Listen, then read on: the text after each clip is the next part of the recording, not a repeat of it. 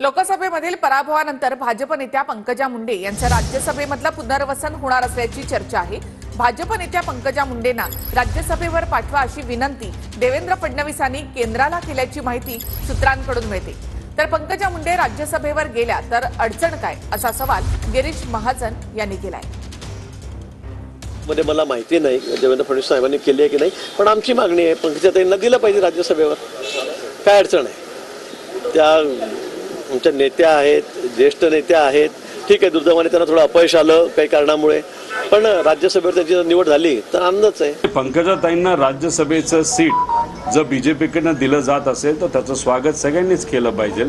त्यांच्या वडिलांनी खूप मोठं कार्य राजकीय क्षेत्रामध्ये त्या ठिकाणी केलेलं आहे, पण द्यायचं का नाही द्यायचा हा विषय हा शेवटी बीजेपीचा विषय आहे। त्यामुळे बीजेपी त्या बाबतीत काय करतं हे आपल्याला बघावं लागेल, कारण त्यांना राज्यमंत्रीपद दिल्यानंतर लगेचच त्यांना मंत्रिपद सुद्धा द्यावं लागेल।